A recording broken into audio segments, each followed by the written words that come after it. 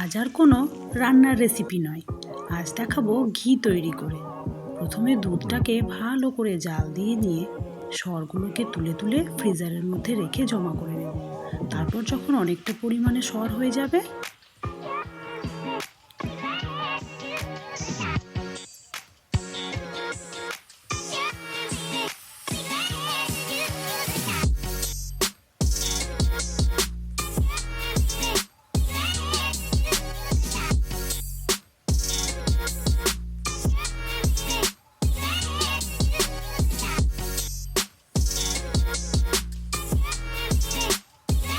সেটাকে একটা পাত্রের মধ্যে ঢেলে ভালো করে হাতা দিয়ে নেড়ে নেব।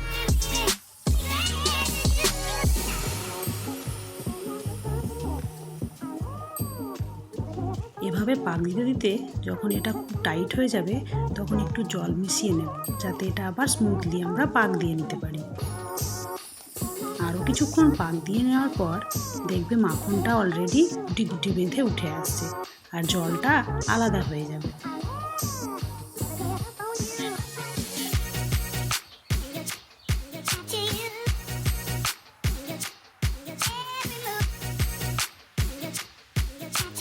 এভাবে জলটা যখন আলাদা হয়ে যাবে তখন একটু ফ্রেশ জল দিয়ে এটা ভালোভাবে নেড়ে চেড়ে নেব এবং জলটাকে আমরা ছেঁকে একটা পাত্রের মধ্যে বের করে নেব।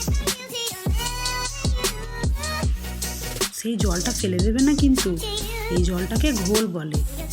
এটা তোমরা পরে শরবত বানিয়েও খেতে পারো।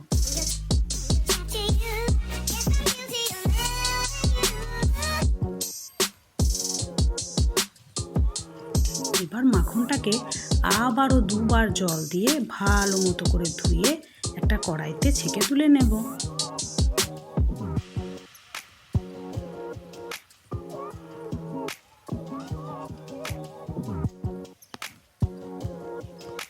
এবার কড়াইটা গ্যাসের উপর বসিয়ে কিছুক্ষণ ভালো করে জাল দিয়ে নেব। তারপর কিছুক্ষণ জাল দিয়ে নিলেই ফুটে উঠবে, তারপরেই আপনাদের টাটকা ঘরোয়া ঘি রেডি। এটা ভালো করে একটা বাটিতে ছেঁকে নেবেন এবং ঠান্ডা হলে আপনারা কাঁচের একটা জারে এটা স্টোর করতে পারেন। এই ঘির যেমন গন্ধ তেমন স্বাদ। তাহলে ঝটপট বানিয়ে ফেলুন।